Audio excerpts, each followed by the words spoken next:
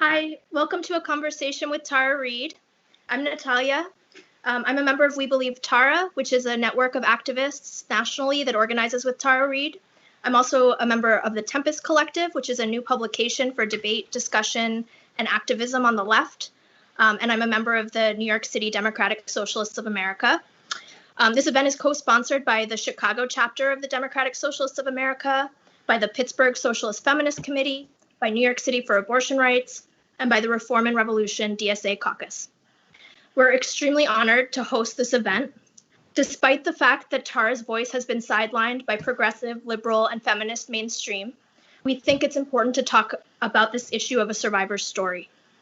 This event is geared towards all the people who have their own stories of sexual assault that follow them around everywhere they go in life. It's geared towards everyone who's disturbed and dissatisfied with the options of two alleged rapists for president, even for those who will choose to vote for Biden, which we certainly understand. Whoever wins this election, we must redouble our efforts to rebuild a feminist movement that is fighting for a better world for all of us, regardless of party affiliation and at every intersection of oppression. Again, I just want to acknowledge that this election is scary and it's rough. None of us are satisfied with these options, and all of us want to see Trump and his authoritarian maneuvering go down. With this in mind, what are the issues, organizations, and demands that the left and the feminist movement could organize around to be able to one day transcend these terrible choices? In 1993, Tara was a congressional aide, and she was sexually assaulted at her workplace by her boss, Senator Joe Biden. She chose not to come forward at that time, but she filed a complaint and was soon let go from her job. Flash forward to 2020, and her assaulter is a frontrunner to be the presidential candidate on the Democratic Party ticket. On the heels of the Metoo uprising, she decided it was time to come forward. In response, she has been met with unbelievable cruelty, with attacks and smears in an attempt to protect Joe Biden. This allegation has yet to be investigated. It has been tried and supposedly settled in the court of the mainstream liberal media, but there has been no independent investigation, and the pertinent documents that are being held at the University of Delaware have yet to be released. If you choose to vote for Biden, we understand and we respect your individual voting choice. But we also believe that that choice need not go hand in hand with throwing Tara Reade under the bus. The mainstream feminist movement in this country has just failed a giant test. It has fallen into the trap of blaming a survivor because of who her assaulter is.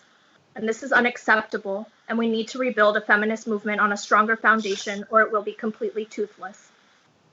The feminist movement in the United States will not succeed if it is tied to the Democratic Party. This is a party that has demonstrated time after time that our rights and our lives are negotiable to them. We are as concerned about Trump and the real threat that the strengthened right poses to us all. And this is why we are insistent on the need to rebuild the feminist movement. The feminist movement is at the forefront of anti-fascist struggle. This is true historically, and it's true today. From Brazil to Russia to Belarus to Poland to Chile, this issue is not a distraction from the fight against the right and the fight against Trumpism. It's the vehicle for combating it. We need to grapple with the fact that the feminist movement internationally is thriving and growing in much of the world. So why is this not the case in the United States? And what are we going to do to reverse that reality? With that, I'm incredibly excited to introduce Tara Reade. Tara is a former Senate aide. She's a survivor, a poet, an activist, and I'm very excited to announce that she has a new book coming out, a memoir about her experience. It's called Left Out: When the Truth Doesn't Fit In. You can find the book at tarareadeauthor.com. It'll be available for ebook on Tuesday, the 27th of October, and the physical book will be ready for January of 2021. Welcome, Tara. Thank you. Thank you so much for having me. Very eloquent. I like what you had to say. That was very great. Oh, thank you. Thank you. That means a lot coming from you. Yeah, I'm very excited to have you. And I mentioned this in the introduction, but you chose not to go public in 1993 when you were assaulted. And I was hoping you could speak a little bit about, what made you decide to come forward now? And how did you expect your story to be received? And were you surprised by the way you were responded to? Well, I came forward to the way I thought I was supposed to in 1993. I mean, my mother wanted me to call the police and go to law enforcement, which I did not. However, I did report the sexual harassment and used a form. And then recently, I was reminded by someone who worked in another Senate office that I had actually contacted them and asked for them their phone number to also be on the form. So that should be there on that form as well, if they could find it. And I've tried and emailed and tried and been sent in all different directions. And basically what I was told is it would have been given back to Senator Joe Biden's office at the time. And the chief of staff, who was Ted Kaufman, then would have been in charge of its archival, life of where it went. And although Joe Biden said something about the Senate being in charge, that's not true, and he knows that. All the personnel files went to the University of Delaware and are under seal. So I went ahead and emailed and tried to get that personnel file, and was rejected under the Foia Act because Congress and senators are not, they're not under the Foia Act. And also because it's a university and it's sealed, so it's considered private. So without his release, I can't get the personnel file. So 1993, I never considered going to the press at all. I only considered going through, legal channels.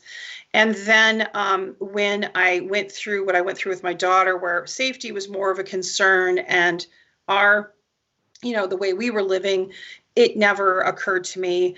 In 2000, in the 2000s, when Obama ran, I was very pro-Obama, very excited about him running for president. And Biden happened to be on the ticket. And by then, my daughter was still underage and still young, and my concern was for her safety and welfare. And there was really no mechanism to come forward. I mean, people say, why did you wait? Well, really, you can contact press, but it's up to them if they choose to print it or contact you. You have no control over that. That's really, you can reach out, and that's about it. And I didn't plan to do that during that time. I wanted to simply live my life and heal. And there was just part of me that thought that maybe my experience was somehow unique, even though I had heard rumors that there was stuff going on with him. It wasn't anything substantive. So I thought, well, maybe he changed. Maybe this is my, and I lived with that secret. Then 2019 hit, and Lucy Flores bravely came forward, and 7 other women, and they were just really torn apart in the press. They were called, I think one was called same kind of things they said about me. They were liars, narcissistic, wanting attention. And I can tell you, nobody wants this kind of attention. It makes you basically, it's like I talked recently to a Weinstein survivor, and her hope is that she's not always going to be considered a Weinstein survivor, and instead she'll be who she is and be known for her work or whatever, how she'd like to be known. But it's a tough legacy to just be someone's accuser. So I saw and heard Lucy Flores bravely coming forward. And then I remember there was just one particular time when Whoopi Goldberg was really sarcastic about her and said, well, if somebody put their hand on my shoulder, I would just tell them to take it off. I mean, what's her problem? And I thought, not if it's your boss. And no, it's not that easy. And then a second thing happened that my daughter, I was talking to her, she knew by that time, she's an adult by 2019, she knew about what happened to me. And she just said, you can't come forward. He's just too powerful. And I thought, well, now I have to, because she's, 25 years old, going on 26. And I didn't want her to have to, live another generation having to be afraid of a powerful person. And so when the opportunity presented itself, a local reporter called me that knew someone in my writers group and said, the first time I wasn't sure. And then the second time he called, I took the call. And then I went ahead and kind of put my toe in the water and started talking about what I knew had witnesses, and there was a paper trail, and that was the sexual harassment. And I wanted to say right then about the sexual assault, but I was too scared. And he said something that really got to me that kind of, made me not want to say it. And it wasn't his fault, but it just kind of gave me that excuse to just not, bring it forward. So in 2019, the sexual harassment came forward, and then I was dismissed as a Russian agent. It was called a Russian, disinformation story. I kept reaching out to Lisa Lair at New York Times. She acknowledged that publicly, that she did get that. I kept reaching out. Finally, someone got back to me in 2020, and I thought I had the Me Too movement behind me. So that's kind of the journey that I took. I didn't know that I would be standing alone without support, until you all came along and formed a committee to provide that beautiful support that has really helped me. I mean, certainly you've been sidelined, but I want you to know you do have support. There are people who support you. Yeah. And yeah, I mean, it's wild to think about, because when at the time in 1993, Capitol Hill and sexism at Capitol Hill was probably something that everyone was talking about left and right. I mean, with the Anita Hill hearings and the Juanita Broaddrick stuff, like, was it something that was kind of just like a conscious secret? And it's just interesting to me the way in which things have both changed and stayed the same in so many ways with the ways that people have come forward. It's just incredible. It was much more the norm to not talk about it. And in fact, Anita Hill was kind of a silencing of it, right? Because of the way she was treated. And my memory of 1993 is, there was a lot of male members of Congress, still not as many females. There wasn't that balance. And as such, there was many that behaved badly. And it was known on the Hill. And I think there's some studies, and if you look up articles, you can kind of find the history of how difficult it was to make a sexual harassment complaint. It was quite hard. Yeah. I mean, I do think that Anita Hill exposed what happens when you come forward, but also it also opened up all these things in which, like you're saying, like that was the norm at the workplace, and now it's like not considered the norm, but at the same time, when you come forward about something about sexual assault, it's treated in the same way, even after the Me Too movement. It's just astounding. Yeah. I wanted to change tack a little bit, and we'll talk more about Me Too and the Democratic Party shortly, but I actually wanted to talk a little bit about the right, because I know that, you've given up a lot of speaking opportunities, both on liberal and right-wing media, because you're insistent on supporting survivors of both candidates. Needless to say, Trump also stands accused by more than 26 women and counting. Which is absolutely disgusting. And I want to hear, like, what do you have to say to the survivors of Trump's assaults? Just that they have my support. I mean, when someone comes forward, it's really difficult, and you can get a lot of weaponized political response that has nothing to do with what you're talking about. And so, I've always been supportive. I've reached out to a few, I haven't heard back.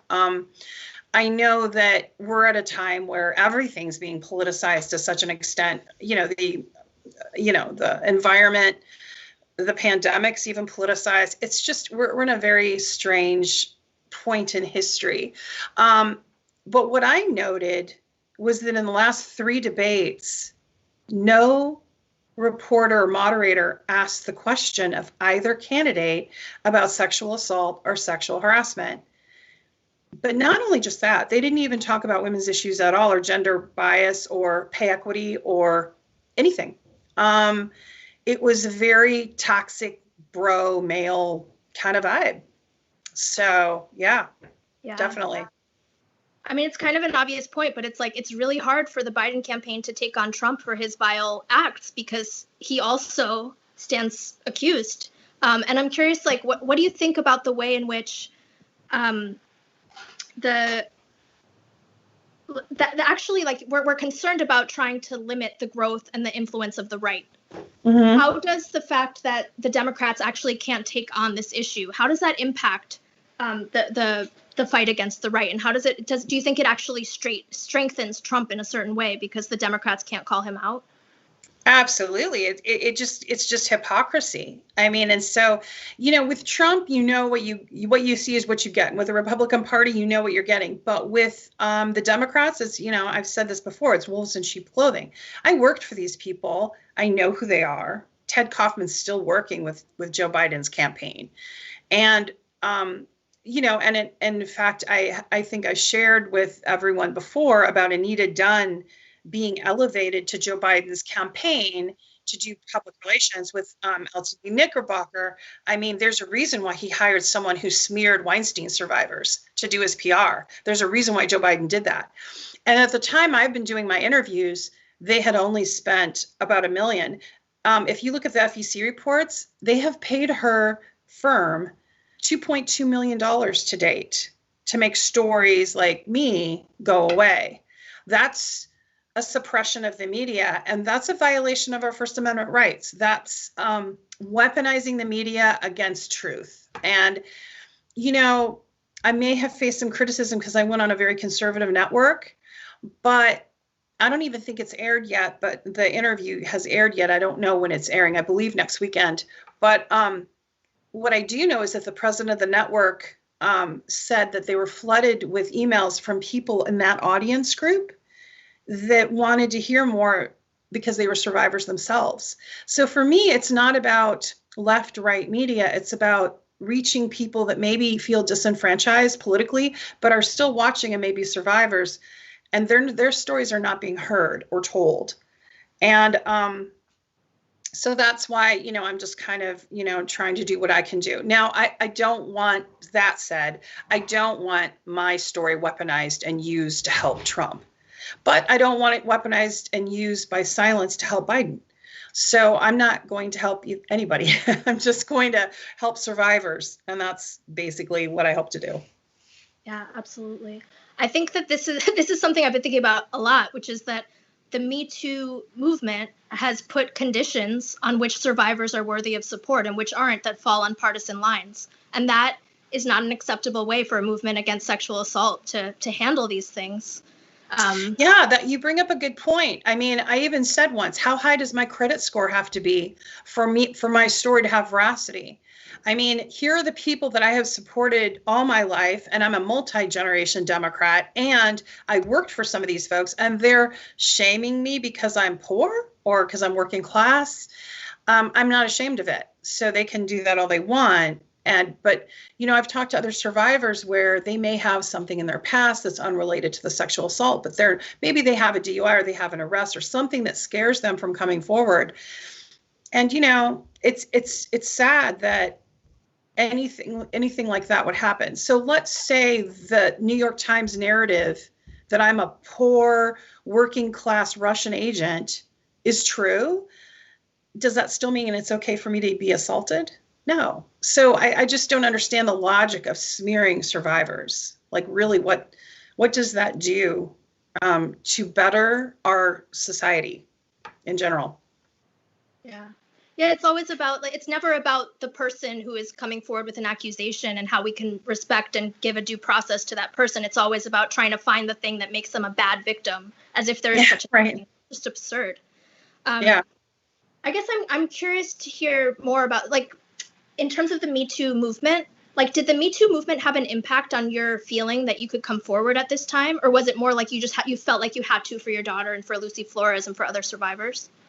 No, I would say I was looking for safety. I was definitely looking for a safe way to come forward. So the Me Too movement was important. It was a mechanism. I saw it as, that you can't totally be protected, but I thought, well, okay, I'll have people that if they check the veracity of the story but I get privately reached out to, and they say after the election they'll support me, or they say, we'd support you, but we're afraid if he gets into office, we'll lose our funding. And I don't know what to say to that. I can't help who it is who did this. When I went forward to Time's Up for help for that protection, it was January, and actually Joe Biden wasn't the only candidate, and they were talking about him stepping down. So I was still coming forward, and he was not even going to be a candidate. That's when I made that TikTok tweet that everyone, kind of likes to talk about. But I made that because I was in Time's Up, TikTok. I had gotten a lawyer, and the lawyer said, okay, I can represent you after he drops out in Virginia. And then he didn't drop out.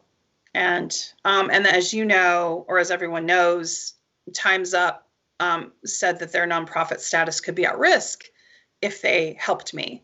Well, come to find out, their public relations agency was the same one as Joe Biden's. So right as I left, the very last meeting I had with the director, they said to me, could you give us more names? And I said, what do you mean? And they said, could you give us names of other people that may have survived something from Joe Biden? And I said, and I thought, well, they're trying to, I guess, give numerosity to my story. I wasn't sure what they were asking. And they asked again and said, well, keep in contact with us. And if you remember names. And I said, well, it's not up to me. And I did know of a couple people that had incidents, but I said, it's up to them to come forward. And if they choose not to, they won't. And I thought, now looking back, and the fact that the close relationship between Knickerbocker and Time's Up Legal Defense, it's concerning me. Also, Hillary Rosen called one of the magazines, and one of the Law and Crime, I believe it was, called the editor-in-chief and told them not to do any more stories about me. And then allegedly called other reporters, and I don't have all the facts on that, telling them not to print stories about me. And Hillary Rosen apparently is a political operative. I didn't know who she was, and was also involved with Time's Up at one point in the founding, but is a big Biden supporter and involved with that Biden campaign. I didn't know all these entanglements, and I was just trying to get help, trying to get my story out. I didn't know about what was happening. And, it's a pretty concerted effort to protect Joe Biden or any Democrat in power. Yeah, I'll say I've been an activist for a long time, and I've been active around these issues for a long time, and I've never gotten such a front row seat into how they actually use the media and the networks of the Democratic Party to shut out a story. I mean, it's not surprising. I know they do this, but I've never seen it so firsthand, and I'm so sorry that had to happen to you. It's okay. I'm hoping it won't ever happen again. Maybe this is a unique point in history, but when I'm talking to other survivors, like particularly Weinstein or Cosby, when it's someone, because Weinstein originally was very beloved by the Democratic Party. He gave huge donations. Hillary Clinton was his huge supporter, but Rose, I think McGowan talked about this recently in the People's Party. Hillary Clinton herself suppressed Rose's story because of her friendship with Weinstein. So you have these powerful people deciding what the public gets to know. And I think what's dangerous, going back to your original, thing about Republicans and Democrats and whatnot, this duopoly that we live in is really kind of harmful. And they're both using the same tactics, and they're both using multi-million-dollar kind of ways to combat each other. And it's kind of a wash as far as, the good that comes from it. It's not, all it's doing is enabling predators to the highest offices of the land. Yeah. And one of the things about the two-party system also is that, I see this every time you post something, every time somebody posts something in support of you, it's always like, oh, obviously this is something that's a Trump supporter is saying. The idea that there could only, if you're not on one team, you're on the other, and not that we're trying to build a team that's, transcends those bounds, a team that's for all survivors. And we don't have that, we don't have organizational political representation yet. And that does damage to these issues. It does. Yeah. I'm curious to hear more about your thoughts about this election, because I'm sure you've gotten so much pressure to just stop telling your story. And I'm curious to hear more about why you're insistent on it, even though you don't want Trump to continue to have this authority and rule. And I'm curious to hear you talk more about that.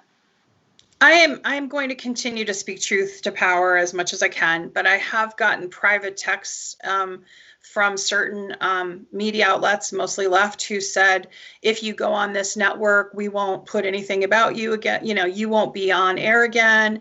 That I'm being opportunistic if I go on right wing, and then, just kind of veiled threats. And it's like, first they try to cajole you, and then they threaten you and bully you. And it's like, none of the psychological tricks are going to work. stop it. Like I already spoke my truth, and I'm going to keep telling my truth, and who will listen. And if it means, like, for instance, I gave that example of that far right network that I was on, they were actually quite gracious with me and said, you can call out anyone you want. We know that there's a Republican problem. We want to provide balance. And when they said that, I was like, okay. Whereas with Fox, I was going to go on a live thing, and they still haven't had me because they probably know I'm going to call out who needs to be called out, which is both. I can only speak from my experience, right? So the person that did this to me was a Democratic elite. That's Joe Biden. However, I do support the other women who came forward, and that's essential, that we do that, that we give support to one another. I think one of the hardest things has been the betrayals. I've been lucky that I've had all of you. Rose McGowan has been amazing and steadfast. Some other celebrities in the background, they don't want to be associated publicly due to the backlash. But I've had other survivors who've tried to come forward for me, and then had trolls attack them so hard, they literally feared for their physical safety, because it's already hard for them to speak up anyway. And then, you get some threats and you're just afraid. It's ridiculous, and it needs to stop. And I think sometimes social media shows the worst of human behavior, and definitely doesn't elevate the best very often, or often enough. That's for sure. Yeah, it's a lot easier to attack a survivor who you don't know on social media than it would be to actually have a movement where we were debating these things and trying to figure them out, and you have to talk to each other and chart a way forward together. Right. I just want to take a brief interlude to let folks know that if you have a question, we will be taking Q&A shortly. So you can enter a question, and we'll be posing those to Tara if you want to participate and ask something. I want to talk a little bit about what's your vision in terms of how these issues could be addressed? How do you think a better way for survivors to be treated would be, and how do we achieve that? And how is it connected to kind of getting beyond the idea that everything people do is about which party they're in? Well, I think when you're dealing with politicians, right, you need to take out the equation of the political party affiliation. In other words, the DNC has been allowed to kind of, ramp up this troll farm thing where they're saying they're Russian, but they're actually American troll farms, let's face it, that are attacking private U.S. citizens. I think one thing would be to get legislation to basically go get tougher on the troll farms, on bullying, cyber stalking, and really have harsh penalties, and because it will stop. That will be a deterrent. And hold the DNC accountable, the Democratic National Committee and the RNC, if they're doing it as well, and which they may have to Dr. Ford, let's say, I don't know, but I know she got death threats as well. So we need to it's kind of like the Wild West on the internet right now. And, even though, like, for instance, I even have a law case with people that have been basically breaking the law, and we've reached a point of cyber harassment or cyber stalking. And, eventually they will be, with enough evidence, they will be, looked at, but it's a very slow process, and the laws are very complicated, particularly because everything's out of state. So I think one part of the movement is to update our laws legislatively with cyber. We don't have a lot going on, so that, survivors have some protections. Also looking at ways that we can be protected when we come forward, instead of Time's Up, which is like a catch and kill for the predators to get the names of their accusers, like having a legitimate Time's Up that's not beholden to the powers that be. I think also we need to look at institutionalized rape culture as a whole. And until we look at institutionalized rape culture, I don't see much movement happening. So that has to be addressed. Yeah, I really think we need a Time's Up that is for everyone, that does not put qualifications on who we support and who we don't, and that strives for a movement that supports everyone. I want to ask you about your book. So you wrote this memoir. Yes. Everybody should get their advanced copy at tarareadeauthor.com. tarareadeauthor.com. So READE is how you author.com. And it's in pre-order right now, but a preview is available Tuesday, October 27th. And then the hardcover is available January 2021. So it's left out when the truth doesn't fit in. So that about sums that up. Yeah. Well, tell me, like, what made you decide to write that book, and what made you decide to put it out now? The publisher decides that. I was writing already. I had been writing for a while about this, and then I had been writing a novel, and I was using it almost like a kind of a way of healing through some of the, things that I've been through. And then so much happened between, March and now that it's been incredible. So based on my journals, my notes, some sound recordings, some other things, I was able to write this. And if you look online, you can see a girl walks into the Senate, that little excerpt. It's similar style of writing. I try to tell the story rather than just kind of, talk at people sort of. It's sort of engaging in the story and telling you more about who I am. There's so many misconceptions.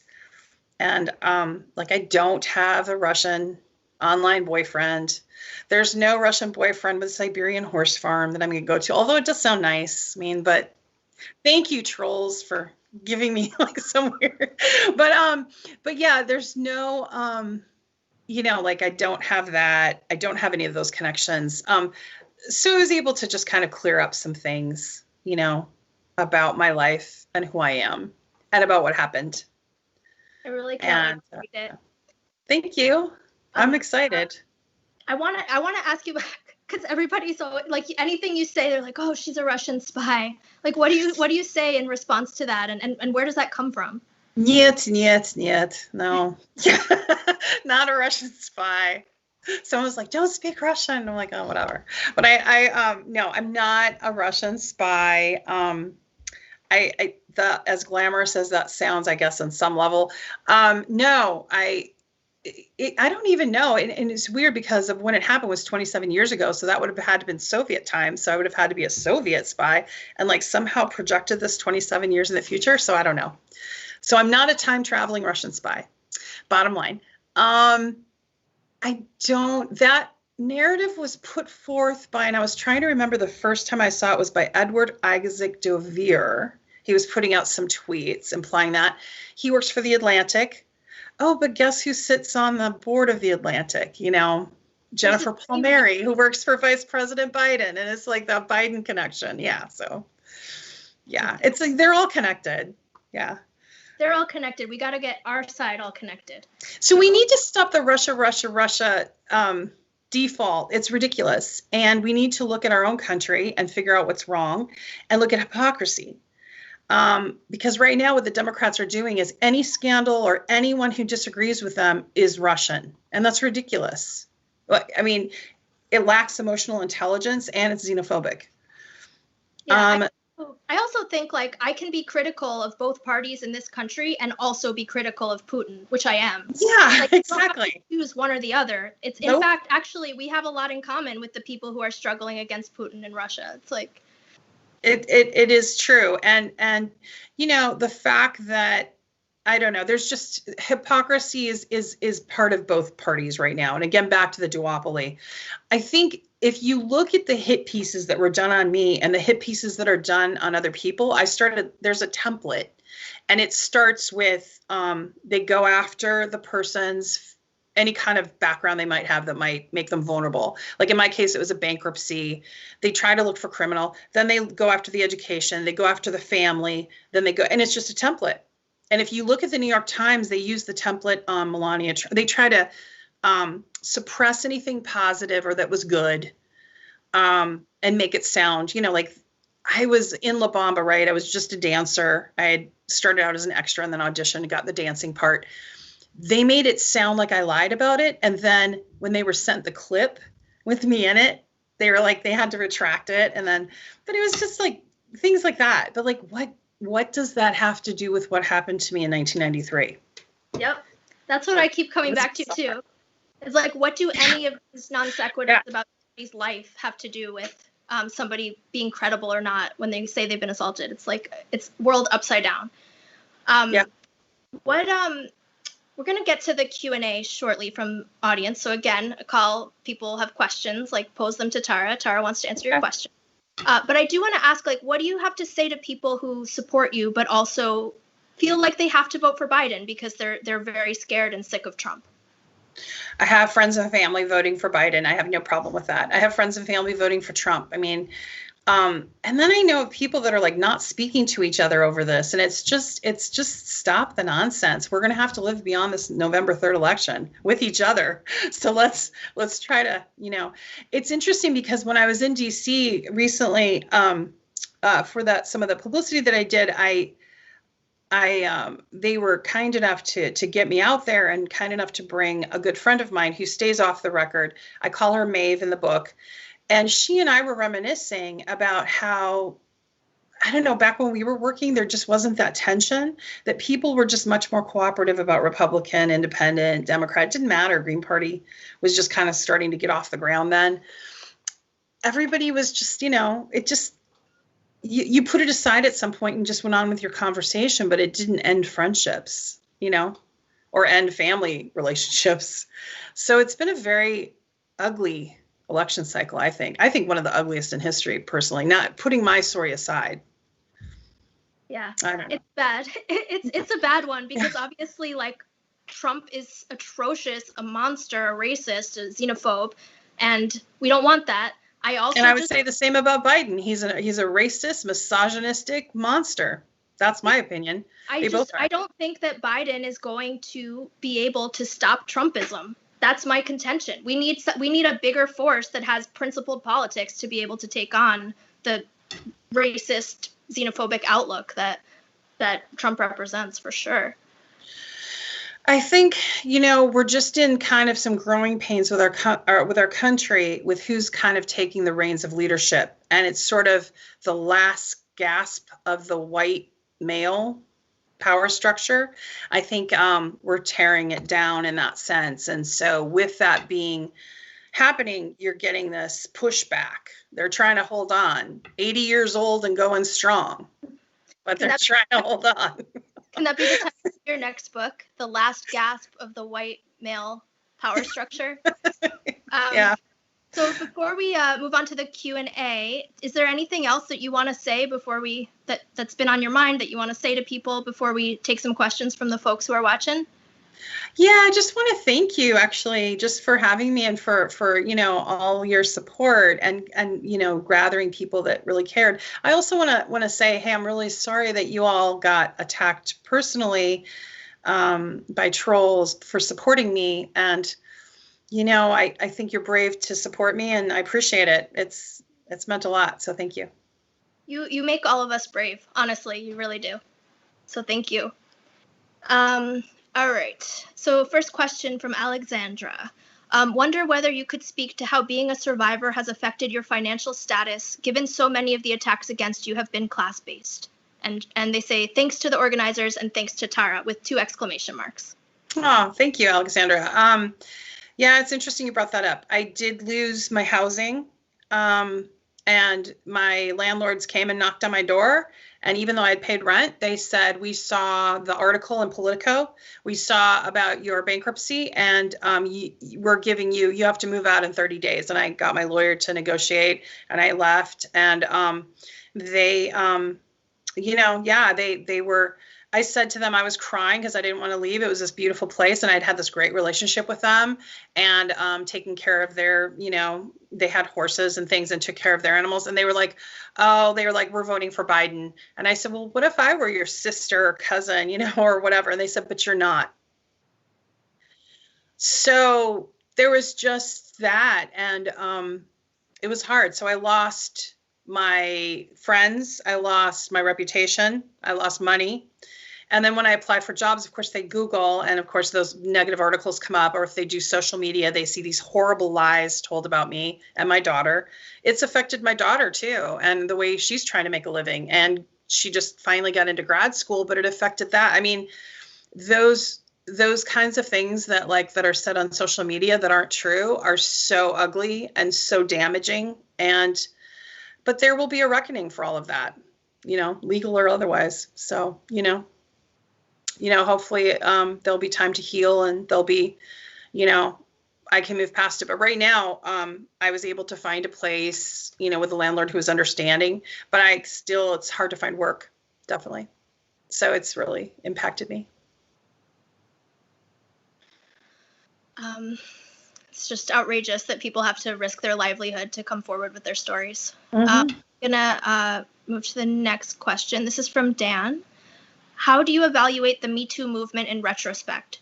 Where do you see the genuine mass movement going now? And how do you see the SKDK, the Time's Up co-optation wing of the movement, developing?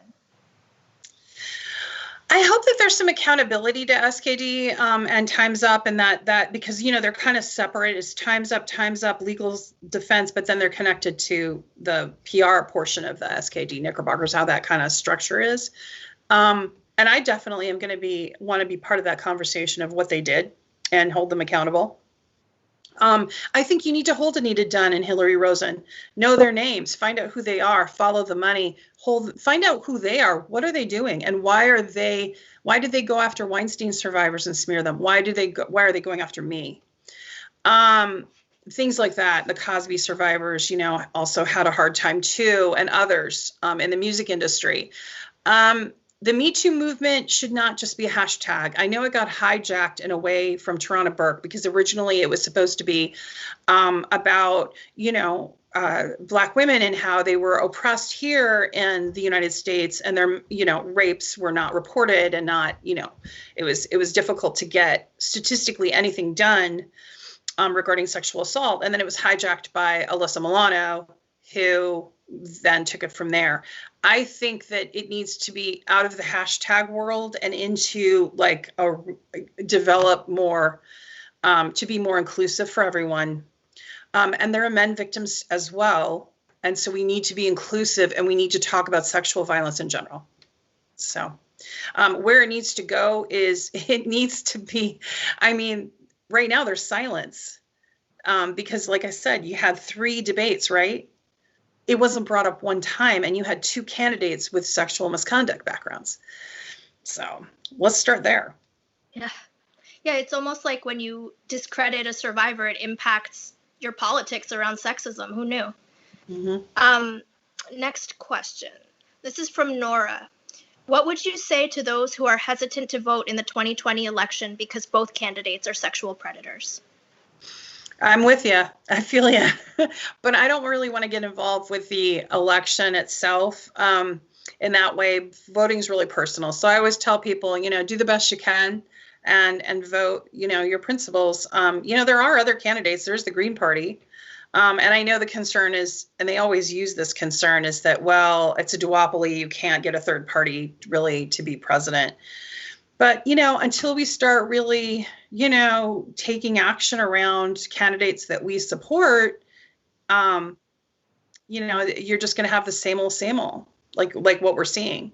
So what I would say is you need to continue to vote your belief system. You can always write in someone. I know people are writing in Bernie Sanders. I know people are writing in Green Party candidates that they like. So. This is from Dana. What should your supporters be calling for? What would justice for you look like? To be heard, to have my book be able to not be suppressed. Facebook has made it so that my name is considered election interference. So you don't even see anything about me on Facebook. So social media has effectively silenced me in media. Make them, hold them accountable. Write them emails, talk about it. Write an opinion piece, about it. Regardless if you believe me or not, talk about maybe just the fact that they're not talking about sexual assault and sexual harassment. Those are things we could do. This is from Kim. What is your dream for your daughter and her generation? just that she's happy and she's, and that she never has to have silence be part of her experience of being gainfully employed. I hope that she's able to watch what I've done and say, okay, I'm proud of my mom. I'm proud of what she did, and I can do this too. My daughter has a much different personality. I tend to be more extroverted. She's much more of an introvert. But she still speaks, truth in her own way, and she writes. And so I think for that whole generation, I think my daughter's generation, your generation, Natalia, I think you guys need to take the wheel. I think all of us need to sit down. We need to pass the wheel over and sit down and let the younger generation move forward, like AOC. That's where we need to go. I think our generation also has stuff to learn from your generation for sure. We did a good job messing it up. You guys have to fix it now. Yeah, but there's lessons to be learned in those mess ups, I gotta say. Yes. The next question is from Nora. Oh, sorry, I already read. No, from Nora. What advice do you have for women who are interested in pursuing careers in politics? How can we best navigate the culture of toxic masculinity? Just call it out, and use the power of the pen. That's good. But as far as following politics, usually what's good is to do an internship if you're still at an age where that's appropriate to do the internship through college, for college credit, if you can do it. If not, volunteering for campaigns or volunteering as a poll worker, just to kind of get an idea of an inside look. And then also getting involved with your local chapters of whatever political party you're interested in, DSA or Green Party or Dem, whatever it is. And, get involved and volunteer and see kind of how the grassroots portion works. And you'll learn soon enough how the other part works, which is the other part we've been learning a lot about, the elite Dems. So, but as far as that path goes, it's, there's so many different things you can do involved with a political path. It depends on what your skill set is and what you want to do. So.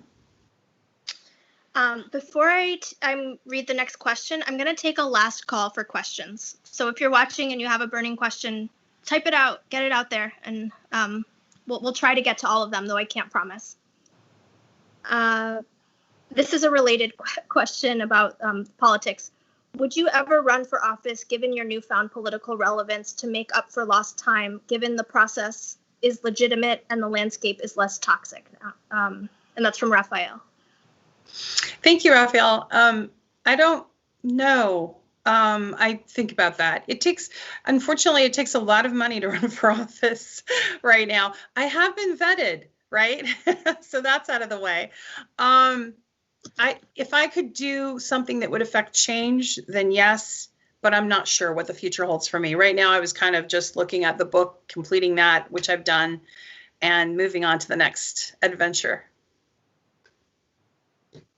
The next question is from Seriously Annoyed. I have a question for Tara. Having been victimized myself, what kind of trauma therapy did you find the best therapy to help you with your trauma? I take medication for my PTSD. Oh, thank you. Seriously Annoyed. That should be my Twitter handle now. I'll be seriously annoyed too. I would say it's great that you have some help with your PTSD. I used talk therapy, I used traditional, but I also used art therapy and then equine therapy. And then I was taking classes because I wanted to maybe get involved with teaching equine therapy, which is a really cool thing to do.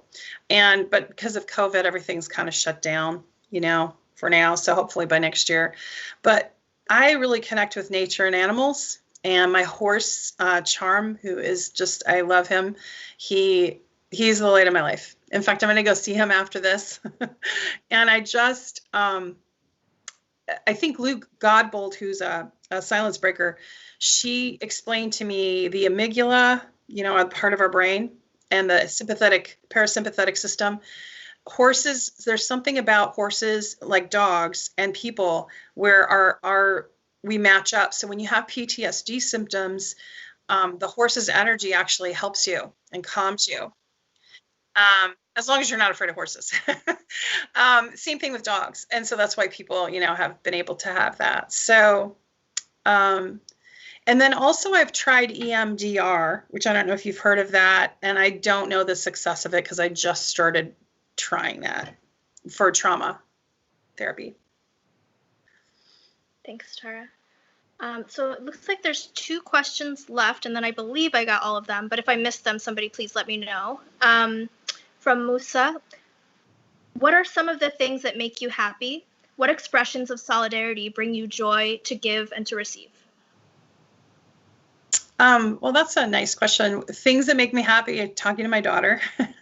When I get her phone calls, are, you know, because we live far away from each other. She's been living on her own for quite a few years now. Art, again, being in nature, being with my horse, swimming. I love to swim, and that makes me happy. And I would say as far as solidarity, just, you know, I think just that message of support that we give to one another, be it on social media or whatever. Everyone's going through COVID and the social distancing. So it's really nice to have, you know, meetings and Zoom calls. Even if we're all far away, it's still nice to have some sort of connections. Thanks, Tara. And this is the final question. I believe I got to all of them, from Claire. What would be the best outcome from all of this for you? Ooh, Claire, that's a good one. The best outcome, I didn't really have an idea of an outcome. I think it's sort of in process. It's a tapestry and, you know, in the making, life as it is. The best outcome would be my book does really well, and being able to find work that helps other people on their journey. So if I can forge a path to make it easier for the survivor behind me, I'd really like to do that. And I'd really like to hold accountable some of those that made my path rather miserable lately, and also hold accountable Joe Biden at some point, be it that a Senate hearing where I'm under oath or however, but I would like a real investigation of what happened. I would welcome it. That was actually a very good final question. Well, so Tara, is there anything else you want to say, share, tell the world while you have the mic? Nothing except buy my book, please, tarareadeauthor.com. And I wanted to also express gratitude to the sponsors. And I wanted to express gratitude to Tempest Collective and Sean and you, Natalia, and Avalon, who is like my Aaron Rodgers and who's always got my back. To my publishers, TV Guestbert, who's been lovely enough to get my words out into the world, and to the other sponsors involved that came on, including the DSA in Chicago and the New York abortion rights. And Natalia, if I'm leaving anyone else, please. Yeah, I will definitely I want to give another huge shout out to our co-sponsors. Chicago Democratic Socialists of America, New York City for Abortion Rights, Pittsburgh Socialist Feminist Committee, and Reform and Revolution Caucus of the DSA. And I do have just a couple of announcements. The Chicago Socialist Feminist Group is a group you should absolutely get involved in if you're in Chicago. They are discussing the first chapter of Revolting Prostitutes on November 17th at 7 p.m. It's a book about the fight for sex worker rights. And then their general monthly meeting, where you can plug in and find out everything they're about, is on November 23rd. And to get involved, just email socifem@chicagodsa.org, and they will be happy to give you the rundown and get you plugged into socialist feminist organizing. November 11th is the next meeting of the New York City for Abortion Rights group. If you care about abortion and want to make sure it's not systematically dismantled and protect people's rights to bodily autonomy, and you live in New York, they are the group for you. You can check them out on social media and get plugged in. And just in general, I just want to say, like, people should get involved in socialist feminist groups. People should get involved in organizations. I'm increasingly inspired and impressed by the socialist feminist organizing that goes on in DSA, and I just want to give everyone who does that work a big shout out, because this has been an incredibly difficult time for everyone, for Tara most of all, but also for socialist feminists everywhere. So you have my solidarity. And I will say that as long as Tara is standing up there, she gives us strength and bravery and hope, and we will build something better because we don't have a choice. We have to do it. Otherwise, things are going to get worse. Thank you. So, thank you so much, Tara, and thanks to everyone watching. And we'll continue this fight. It's not over. It's just starting. So thank you. Solidarity, everyone. Solidarity. Bye.